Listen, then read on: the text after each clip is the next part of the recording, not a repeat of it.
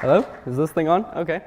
I just wanted to let everybody know I'm really nervous about this, so I hope everybody's okay with that. So, my story starts as 5-year-old me is asked a question that would undoubtedly change my foreseeable future. Biathlon or hockey? My response still echoes in my mind 11 years later. Give me the gun. From there, opportunities rose and doors opened. Now, for those of you who don't know what biathlon is the combination of cross-country skiing and rifle marksmanship. Pretty much skiing in circles and squeezing triggers is the name of the game. Sounds pretty easy, right? But imagine threading a needle 20 times in a row in -25 in a windy snowstorm, and your heart's going at 200 beats a minute. Not so much a cakewalk anymore now, is it? So, my adventure started in a small Kootenai town called Castlegar when I headed up to the range and I heard the coach say, "I can't train this kid. He's too young. If he wants to be coached, his parents can do it." No big deal. Oh yeah, it was my parents' first day on the job too. Forgot to mention that. But I never missed a training practice. Training all the time, although this was more my mother's diligence than mine. Passion, dedication, and coordination. There were words that kept circulating through my brain. There were words from Dr. Martin Collis' speech about Claudia Kolb, a young, uncoordinated swimmer whose passion and dedication led her to 2 Olympic gold medals at the Mexico City Olympic Games. She was a huge motivation. So after a year of training, I was ready for my first race, BC Cup #1, or provincial championships. I was pretty scared. But there are 4 people in my category, so I had a pretty good shot at podium. You know, I can't really remember what I shot, and I can't remember how fast I skied or whatever, but I do remember that I got dead last, both days.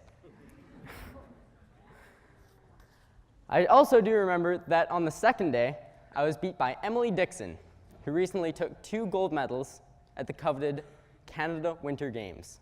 So I mean, if you want to be beat, might as well be beat by the best, right?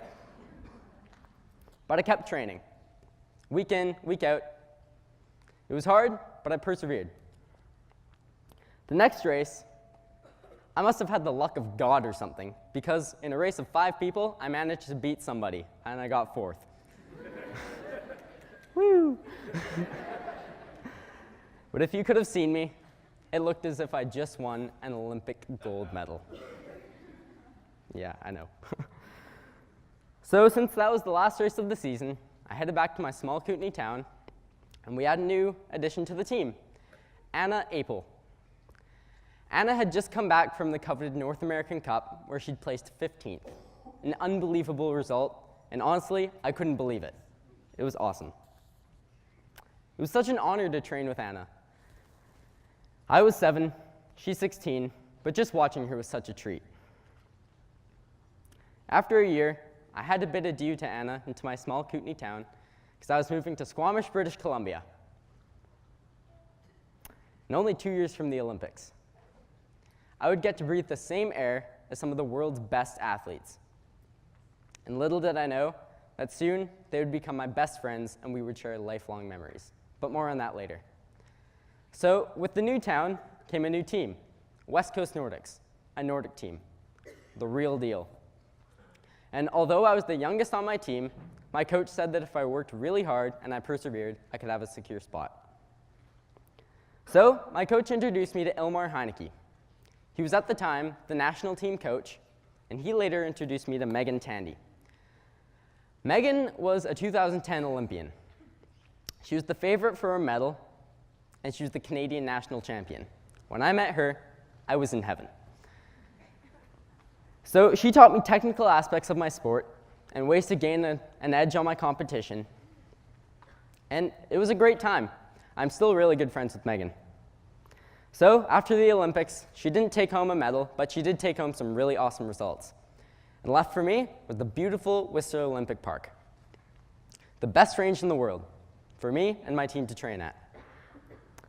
So it was going to be the host of the next race, the dreaded BC Championships. Yay. But this time, I took gold.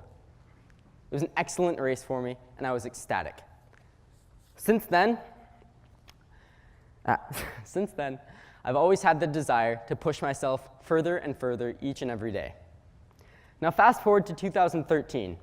I'd qualified for the coveted North American Cup, the same as Anna had, and I placed 25th. It was a great result for me, but I knew that I could improve. In 2014, I made my comeback, and I took a bronze medal. This was an unbelievable result for me, and I couldn't believe it. All of the years of hard work, dedication, perseverance had finally paid off in bronze. I knew that I could improve the next year, though. In 2015, I made my most recent comeback. With help from new coaches and altitude training in Hawaii, altitude training in Hawaii, let's think about that for a second. We had a great time. In the 2015 North American Cup, I took the gold medal.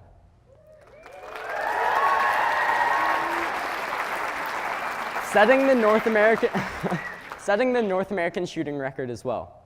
I remember crossing the finish line, skiing to my coach, and crying. It was probably the best day ever. I couldn't believe it. All the years of hard work, dedication, perseverance, the training days, those training days, yeah. Brutal. Finally paid off in gold. So, this week, I'm heading off to national championships for that national title. Wish me luck.